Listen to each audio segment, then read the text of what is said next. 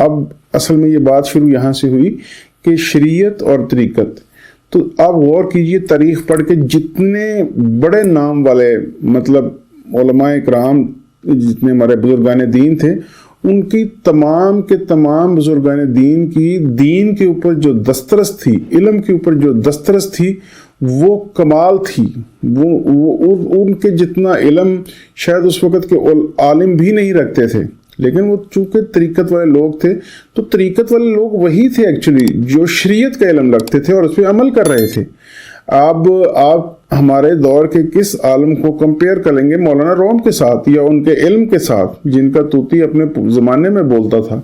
آپ علم کے معاملے میں حضرت داتا گنج بخش علی حجویری کے جو علم ہے اس کے ساتھ کس کو کمپیئر کریں گے اپنے دور کے عالم کے ساتھ؟ یا کوئی آپ کے دور کا کون سا بڑا عالم ہے جس کے ساتھ آپ ان کو کمپیئر نہیں کر سکتے علم کے حوالے سے؟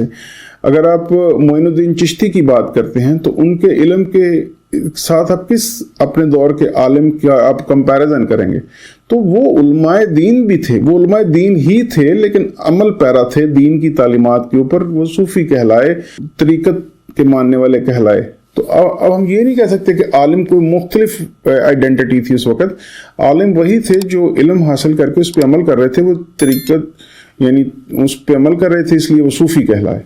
تو اب آپ اس کے بعد پھر ان صوفیہ کرام کے جو طریقہ کار تھا سکھانے کا، اس کی دیکھا دیکھی کچھ لوگوں نے اس طریقہ کار کی ایکٹنگ شروع کر دی اور لوگوں کو پھر اس ایکٹنگ سے آرام نہیں آیا، تسلی نہیں ہوئی. تو آپ یہ نہیں کہیں گے کہ وہ علماء کرام بھی غلط تھے، انہوں نے اپنا کام پورا کیا. بعد میں اگر کسی نے غلط کیا یا آپ کو اس کے ٹریٹمنٹ سے آرام نہیں آیا تو آپ یہ نہیں کریں گے کہ سارے بابے غلط تھے، سارے بزرگان دین غلط تھے. آپ یہ کہیں گے کہ کچھ ڈھونگی تو ان کے اوپر خلاف بات کی تھی، اور ان کے خلاف بات کرتے ہوئے جو اوریجنل اچھے لوگ تھے ان کو اس میں ایک کنفیوژن نہ کریٹ کیجئے، اس کو کلیئر کیجئے کہ ہم بات کر رہے ہیں ان لوگوں کی جو جھوٹ پر مبنی باتیں کر رہے ہیں، جنہوں نے معجزات دکھائے نہیں بلکہ انہوں نے اپنی باتوں سے، قصے کہانیوں سے لوگوں کو بہلایا پھسلایا، ان سے فائدے حاصل کیے، جھوٹ بولا، فراڈ کیا. تو وہ ہوں گے،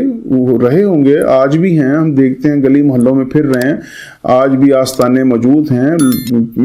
پیران جو ہیں وہ پیسے بھی لے رہے ہیں لوگوں سے، دام درود بھی کر رہے ہیں، لوگوں کو آرام بھی نہیں آ رہا. اپنی اپنی سوچ کی بات ہے. لیکن آپ غلط لوگوں کی وجہ سے اصل لوگوں کی جو ہے وہ برائی نہیں کریں گے، آپ ان کو ڈس اون نہیں کر سکتے.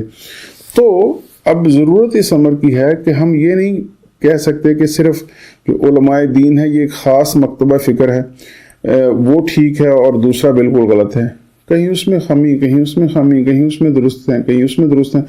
ہم سب مسلمان یہ کر سکتے ہیں کہ جہاں جو اچھا ہمیں ملتا ہے، جو مثبت ہے، جو ٹھیک ہے، جو ریسرچ بیسڈ ہے، جو علم پر مبنی ہے، قصے کہانیوں پر مبنی نہیں، ہم اس پہ عمل کر لیں. اور ہمارے جو عالم دین ہیں وہ بھی خدارہ یہ کریں اور امت کو مزید نقصان نہ پہنچا. ہمارے لیے دونوں قابل احترام ہیں.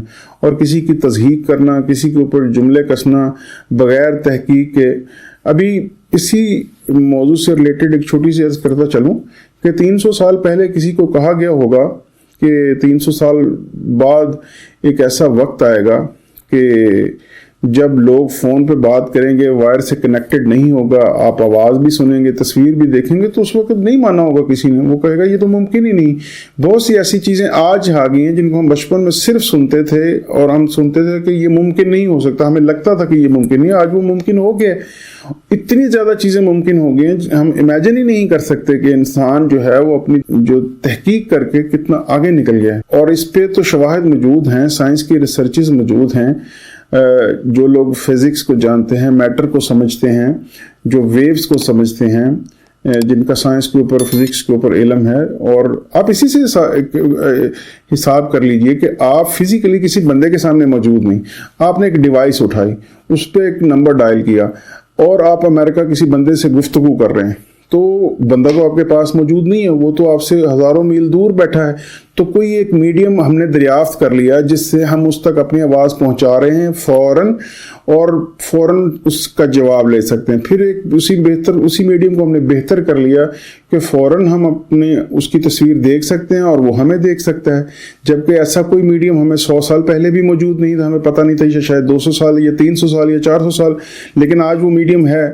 تو کون ان لوگوں کو سمجھائے جو اس بات سے انکاری ہیں کہ ہمارے جو بزرگان دین جو واقعتاً عالم بھی تھے، شریعت والے بھی تھے، طریقت والے بھی تھے، تو کون جانتا ہے؟ اور ابھی تو میرے پاس سائنٹیفک اس طرح کی میرے پاس کتابیں اور ریفرنسز موجود ہیں کہ تسلیم کرتی ہے، سائنس بھی، فزکس بھی تسلیم کرتی ہے کہ کسی بندے کو یہاں بیٹھ کے اس کے ساتھ مینٹلی کمیونیکیٹ کرنا کہیں دور یہ ممکن ہے، اور اس کی پراپر فلسفی ہے، اس کا پراپر ایک سائنٹیفک ریزننگ ہے، اس کے بغیر نہیں، اور وہ ابھی بالکل اپنی را فارم میں ابتدائی شکل میں ہے۔ جب یہ ڈیولپ ہوگی، جب یہ کلیئر ہوگی، جب اس کی فردر ڈائمینشنز ایکسپلور ہوں گے مستقبل میں، تو ثابت ہوگا۔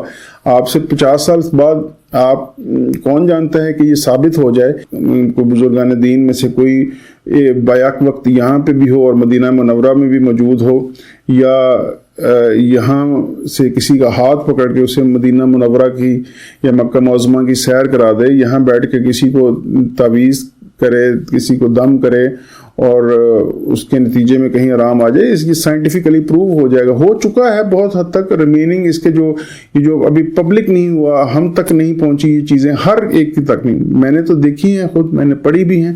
انشاءاللہ نیکسٹ کسی ویڈیو میں اس موضوع پر جب بات کریں گے تو تفصیل سے بتائیں گے